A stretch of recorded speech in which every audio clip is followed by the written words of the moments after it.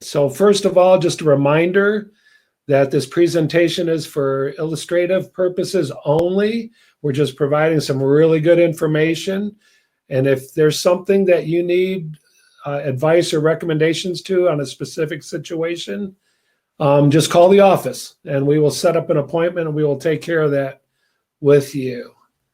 We want to thank City National Rockdale for their contribution and research that was put into a lot of the data that we're presenting today. They do such a phenomenal job in their back office that we really appreciate their contribution. At this time, I'm going to bring Dan on, if Dan wants to join us. Good to see you, Dan Krug, CEO and Senior Wealth Manager at Daniel Krug & Associates. Dan, you're going to be doing the presenting today, so I will let you take over and go through your agenda and the topics we're going to cover today. All right. Well, thank you very much for everybody being here today. We're rather excited about this. It's been a long time coming relative to putting these webinars together, and we're certainly excited about bringing them. Today, for our agenda, we'll talk a little bit about what wealth management is and how it relates to the current economic conditions we're in. We'll look at the economic outlook post-COVID-19. We'll also obviously take a look at the stock markets and your type portfolios that we have. And at that point, we're actually going to open it up for questions and answers. So, wealth management. You know, most of you have already heard this before, but the way we look at wealth management, it's actually broke into 5 different categories. We have the investment strategy, the investment management. That's obviously the core of what we do. But with that, there comes advanced planning. The advanced planning hits really 4 additional areas: wealth enhancement, wealth transfer, wealth protection, and ultimately charitable giving. So for this week, what we're going to be looking at really is the investment strategies along with wealth enhancement. We do have some major developments this week. As most of you probably know, all states have started their reopening procedures. So, and at this point, we're really not seeing any kind of immediate surges, but we still are early in the game. If you think about Europe, Europe has also reopened without any issues going on there. So that's a very positive sign. And then, you know, when you think about recession, there is not a likelihood of a significant recession. Matter of fact, what the experts are looking at right now is more of a gradual recovery moving forward. And speaking of moving forward, we've got the markets. The markets are certainly moving higher, driven by large cap growth stocks, which are at this point, what we believe are very overpriced at this stage. And we'll talk a little bit more about that as we keep going. But let's go back to the reopening. Reopening has continued without any kind of resurgence. So that is a major positive. We can see by this graph, you've got 7 different states that have opened up, to include New York. And what we're seeing is that each one of these states are under the 10% target for positive results as they're moving forward. So all of them have dropped either at or below the 10% line. And that's a big positive right there. Major headlines relative to hotspots picking up. The good news here is that if a hotspot breaks out, it does seem to be there's a lot of focus on those areas to contain. So that's going to be very important moving forward. This slide here, it looks a little complicated, but it really is focusing on 3 items. First, the rate of infection, the initial versus pre-opening, and where we are currently. So the blue bars on here are where the infection rate was initially. The yellow and red is the post-mitigation and the current rate infection. And as you can see, most of it is sitting below the 1 line, and that's a very good sign right now, because if your infection rate is below 1, ultimately you're starting to get this thing under control. So that again is a very good positive. This slide also, I mean, when you think about them getting things under control, initially it was all about testing. And what we're seeing on this, you have the graph on the left, and on the left, it shows how, even if you look at last week, the increase in the amount of testing moved from 2.5 million per week up to 2.8. So that's about a 300-point gain relative to the number of people that are being tested. Now, most sources are saying the recommended amount would be around 4 million, and I think we're going to get there soon enough. So that's a very positive thing. If you look at the chart on the right-hand side, you see that the weekly positive test rate is dropping down dramatically as well. So we're sitting right around 5% there. Again, another very positive sign from where we were before. So things are going in the right direction. And I want to kind of step back a little bit to what the original goal was when it came to this virus. You got to remember that the goal from the onset, the objective, was to avoid overwhelming the healthcare system. So that we have done very, very well. We've taken that curve, we've flattened it out due to a lot of work for a lot of people, and it's containing everything. So nobody expects today that we're going to eradicate this. We are obviously looking for that vaccine, but most believe it'll be either late this year or sometime in 2021 before that comes about. But if we've got this thing under control in the sense that we've flattened the curve, we've actually hit our original objectives on this.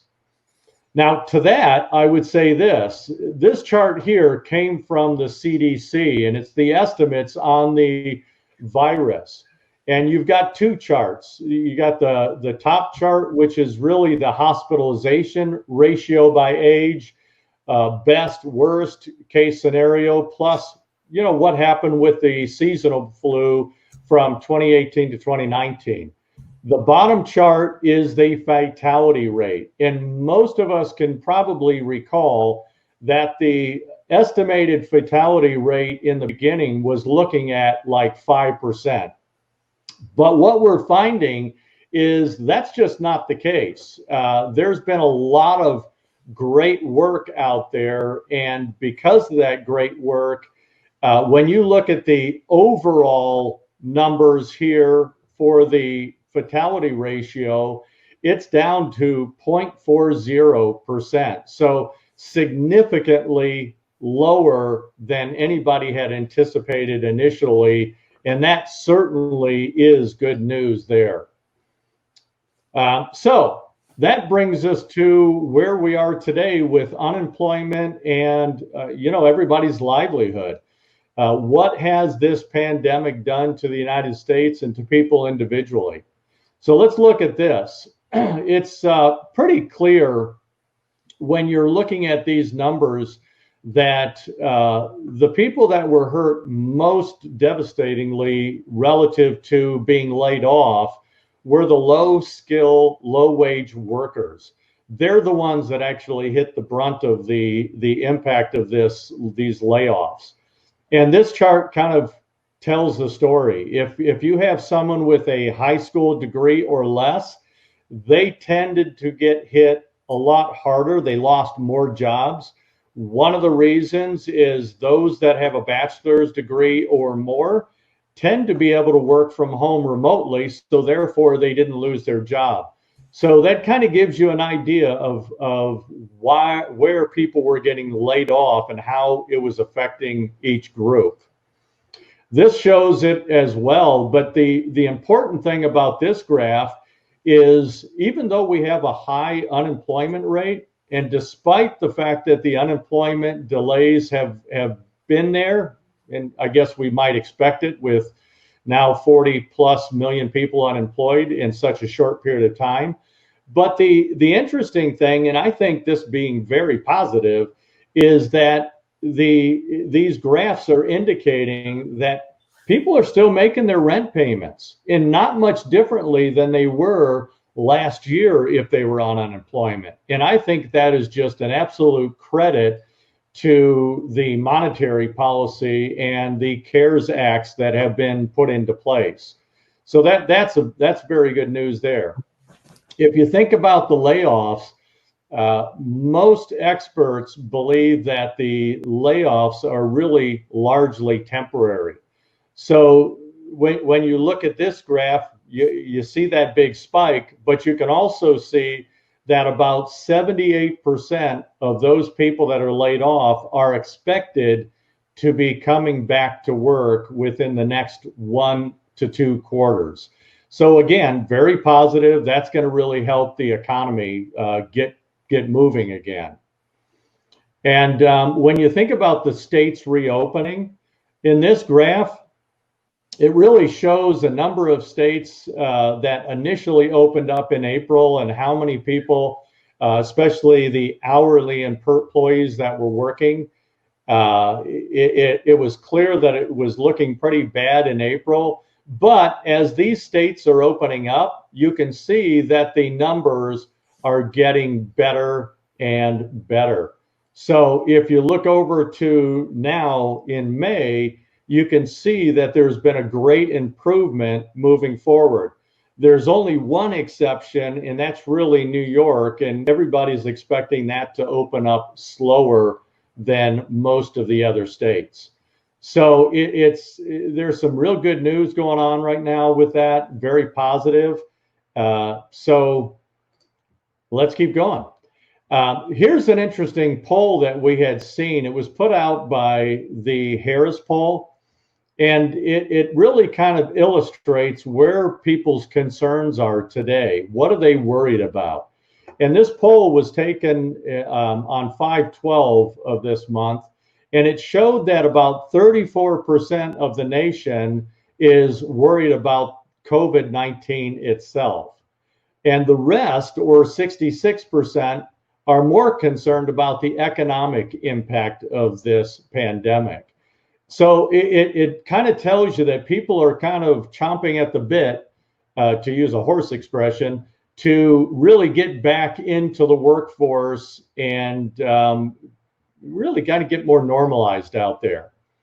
So that kind of takes us to the next phase of this webinar, and that is markets and investing. So let's talk a little bit about this. Most of you who have been to our market recaps or our halftime reports really are kind of familiar with these speed dials. The speed dials are put out by City National Rockdale. Again, we're partnering with research, and they've just done a phenomenal job. But what you can see here in these dials, again, if you think about how these dials work, you tend to have a red, yellow, and green, red being bad, yellow neutral, green being very positive.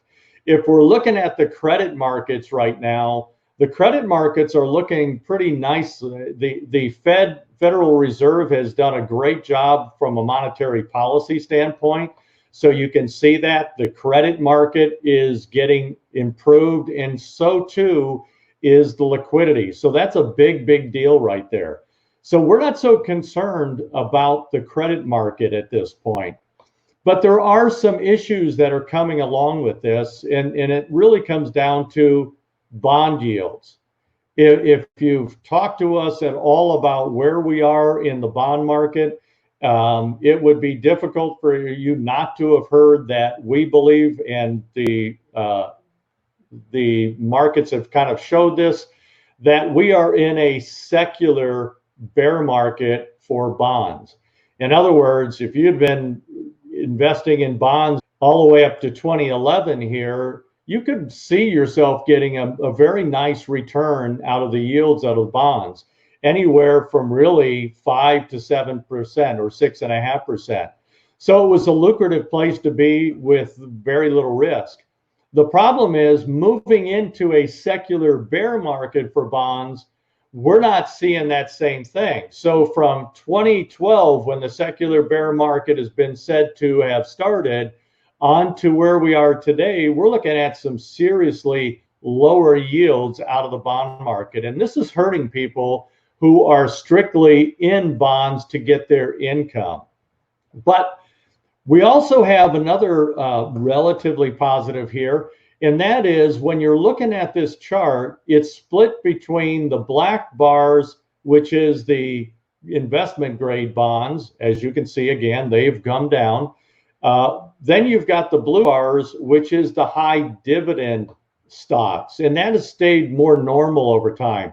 So what we're looking at is you really have to be tactical, because between the investment grade bonds and the high yield stock, you're seeing a significant difference in the yield at about 2%. So this is important. You've got to be tactical. If you stay old school relative to the investing, you're really not going to get the returns that you might need to get moving forward to support your lifestyle. This is kind of an example, traditional investing versus tactical investing. As many of you know, we have been moving more and more to tactical investing. It is a large percentage of how we invest, utilizing the institutional money managers. And in this case, what we're really thinking about and looking at is what is the difference in yields relative to portfolios if you make some tactical adjustments. Well, if you look at income portfolio 1, what you're looking at this stage is ultimately a 10-year projection of about a 2.2% yield. Not very high. So that is concerning people. If you look over to portfolio 2, which has made an adjustment to really high dividend stocks, you can see that the yield has increased by 1.4%, and that's rather significant. Now, do you have to take on a little bit more risk? Yes, you do. But if you're a long-term investor, this is one way to get that extra yield out of it and not have to put a pinch in your lifestyle. So tactical investing is really the way to go looking forward. Now, let's go on to the equities market. The equities market is a little bit different here. So we've got 3 indicators up here. One is the fear indicator. The fear indicator is more of a contrary indicator. The more fear in the market, the more likely that you're going to see institutional money managers looking for the bottom of the market, getting ready to jump back in. When there's very little fear, that really kind of concerns institutional investors because they're concerned about a rollover in the market. Now, when you're looking at the financial conditions of the market, they're actually looking pretty decent under the circumstances, but there is an underlying problem, and that is the valuations in the S&P 500. So when you're think about valuations, we really want the valuations to be over in the green side. In other words, the valuations to be very low, because that looks attractive to institutional investors. Now, the interesting thing, though, is when you're talking about the fear indicator, we really want the fear indicator to get really on the red side, because we believe at that point the price earnings ratio will be low enough for the institutional money managers to jump back into the market. Now, I mentioned price earnings ratio, and I keep coming back to this quote that Warren Buffett had said, and that is, we simply attempt to be fearful when others are greedy, and to be greedy only when others are fearful. Now, again, why does he say that? Because when people are fearful and start jumping out of the market, you're kind of shaking out the weak part of the market. this is where institutional money managers like to come back in. So let me take you to this next chart here. This next chart talks about how overvaluated the markets are right now when it comes to the S&P 500. So think about this. You've got your price of your stock, which has been going up steadily over the last month. And then you've got the earnings. And at this point, the earnings just are not there. So you're seeing that the current price earnings ratio is getting very high. Matter of fact, it hasn't been this high since 2001. So this is an area that we're really concerned with. Some clients are asking, is it time to initiate some of these strategies that we put into place over the last month and a half? And right now, fundamentally, we're not seeing that now is the time to do it. Most institutional money managers believe that we are going to have some kind of correction before the market hits its true bottom and then moves forward again. So we're looking for the PE ratios to really get down to a point where we're sitting more between the 14 and 16 ratio, which is a lot more attractive for institutional money managers. We get into that zone, and that would be the perfect time to start executing a lot of the strategies that we have been putting into place over the last month and a half. So that kind of takes us to where we are right now. Currently, this is where we're looking at with the S&P 500. The S&P 500 has been running in a bit of a range, but over the last 2 days, it actually has moved up, and it's actually broke the 200-day moving average. We don't believe, and neither do most of the experts believe, that this is sustainable. We do know that we're coming into earnings season. So earnings season comes in right around July. So we're expecting that the earnings are going to affect the market. We do expect a downturn, and we are looking at executing, as we've talked to most of you, at between the 26 and 2400 level in the S&P 500. Now, that's a target we're looking at. If we see data that says it has to be moved up or moved down, we will act accordingly at that point. But at this stage, that's where our target is at relative to executing each one of the strategies that we've already set up to be put in place. And we'll talk about each one of those strategies towards the end here in just a minute. So the question is, why is the market continually going up? Well, the reality is there's been a pretty decent amount of news out there that's been pretty positive. You think about the CARES Act. We went number 1, number 2, we're in number 3 now. That's all that money that's being shoved into the markets and into our economy. You can see that the hospitalization rates in New York have dropped, and literally all across the United States has it been going down. So we also have plans where the initial openings are now in effect, and we're seeing positive news from that as well. So there's been a lot of good news, and if you think about it, news drives market either up or down short term. Fundamentals are more long-term drivers of the market. So since we know the fundamentals aren't there, we also know that the news is what's driving the market, and that is more temporary. That's one of the reasons we have not executed any of the strategies so far to date. So if you look at this chart, there is on the far left-hand side, all the bear markets from 1966 to 2020, where we are today. And there was a peak in the market, and then ultimately from peak to trough, you had a downturn in the markets. Well, ultimately, once you hit the bottom, you also had an uptick, and that's what you're seeing with all of these different areas here in the big rallies. But what happened every single time after those rallies? Well, we had another peak to bottom again.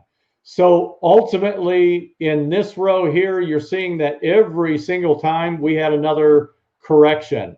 Now, we can't tell you exactly what the corrections are going to be for this one, but most estimates are anywhere between 10 and 20%. And that would be ideal at this point for us to execute within the 24 to 2600 range in the S&P 500. Again, we're going to let the data kind of dictate which way we go with it. But right now, that's what we're looking for. So what's ahead of us? Well, we know there's going to be volatility.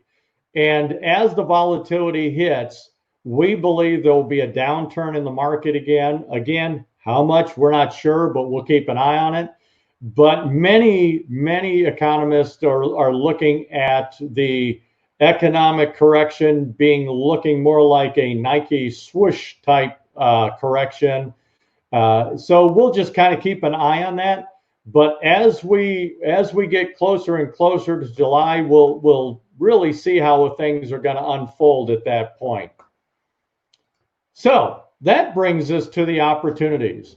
Now, I have to say, I am just so impressed with our clients because over the last 2 months, they've taken a look at what's going on in the market. And one of the first things they're looking at is where's the opportunity in this market? And being a tactical firm, that gives us a lot of options out there. Not only that, the fact is that many of our clients have gotten into strategies years ago that we're actually going to be able to take those strategies, those tools that we put together years ago, and actually utilize them in this market. And matter of fact, we are. So let's go into the different opportunities that are out there. So for anybody who hasn't taken advantage of this, I believe there's still time. So let's go on and look at the first one. The first one really is Roth conversions. And that's taking and converting your IRA money while the market's down over to a Roth. Now, we all know that most of our IRA money is in the more conservative side of our portfolios. Now, that's step one. So we want to convert from an IRA to a Roth. And then step two is reallocate the Roth funds into the more aggressive portfolio. Because again, the IRA monies are fully taxable. The Roth accounts, we've paid the tax on it. So all the growth, all the withdrawals in the future are going to be tax-free. That said, we want that to be the most aggressive part of your portfolio. So think of it this way. If your IRA was conservative and the stock market dropped about 10% within that portfolio, and then we converted it into the Roth and moved it to an aggressive portfolio, we know that the aggressive portfolios are going to have a larger downturn, right? Most of them between 15 and 25%. Now, think of it this way. So I dropped 10%, converted to a Roth, put it into a more aggressive portfolio, and fully anticipating that portfolio now to go up 15 to 25%. So you can see if you drop 10, but you actually went forward in the market 15, 20%, you're going to be able to pick up that delta, the difference between those. And when the market does recoup and get back to where it was, your portfolio is actually going to be in a much better position at the end of this. That's the opportunity there. So let's look at the next opportunity. That's the draw and let heal strategy. And this strategy here works with people who are invested in the market, they're taking their income out of the market. So what happens when the market goes down and you're continually taking income out of it? Well, you're constantly pulling money out that you need in that account to actually grow back to where you were before. Because every dollar you pull out of that account is a dollar that can't grow to get you back where you were. So what have we done? With most of our clients, we've actually stopped the withdrawals coming out of those investments. Stop the bleeding, if you will. Now, you might say, well, okay, that's all fine and dandy, but I still need to live off this money. Well, that's where the strategies that we put into place years ago are going to come into play right now. And that's the life insurance policy cash values, or if you do not have a life insurance policy, accessing a home equity line of credit. So these are the two tools that we would go to actually take our income while the market is down until it recovers. So what we have done with really the majority of our clients so far, if you haven't done it yet, please call into the office and talk to your wealth manager to make sure that you can take advantage of this strategy. But we've already stopped the withdrawals out of the stock market, and we're now accessing the cash value and the home equity line of credits as an alternative income source for right now during this down market. So let's go on to option number 3. And this strategy is really a matter of reallocating risk up. So if you think about the stock market, now if we're in the stock market and the stock market has gone down, at this point, we feel that the risk of going even lower once we implement these strategies, which again, we haven't done it yet. We're waiting for the next dip in the market. But when the market goes down, your risk of going lower is less and less. But the opportunity to grow higher becomes bigger and bigger, greater and greater. So ultimately, if we take and we reallocate the risk in the portfolio up 1 or 2 notches, then when the market does go up and it rebounds, you can expect to have more of a return on the way up than you lost on the way down. So that's a very helpful tool. So if you do have it, and with most of our clients, we've already looked at and set into place to risk up the portfolio when we do pull the trigger. So let's look at strategy number 4. And this is kind of similar to strategy 2 in that we do have clients that have money that's sitting in low interest or no interest accounts. It's money that's sitting on the sidelines. And if you think about it, if you did not have that affected by the stock market, in other words, if it was in the bank, it didn't go down in value. That's a good thing. In this case, though, we can actually take advantage of buying into the market while the market is low and then riding it back up again. So if you have investments that are in low or no interest accounts, talk to the wealth manager and ask him to place it into a risk tolerance that works for you in the market and allow that money to grow up and just boost the returns of your overall portfolio. So those are the 4 main strategies. I understand that most clients that are in our office, this is kind of commonplace. You've heard us talk about it over the years, all these different type strategies. So for you, okay, you're probably expecting us to be doing things like this. But in the mainstream, this is not really happening out there. So to be able to take advantage and this goes back to what I was saying in the beginning, is I'm just so proud of our clients to be able to see the vision and actually buy into the vision of these strategies that we're doing, because I believe it's going to pay dividends for you in the future here. And you're going to be very pleased long term with the way this works out. Now, you might say, all right, once we do implement all these strategies, then what? Well, then it's kind of a waiting game. We're going to wait for the market and the economy to recover. But once the economy does recover and we get back to that high level we were at before, well, there has to be another strategy. And I think you all know us well enough. We're always going to have a strategy. So let's take a look at our post-crisis playbook. It breaks down into 4 different steps. So we're going to look at it when the market recovers and we're back to where we were before. We will at that point stop our withdrawals from the life cash value and from the home equity lines of credit, because we don't need to take the money out of there anymore, because now the market's back where it was before.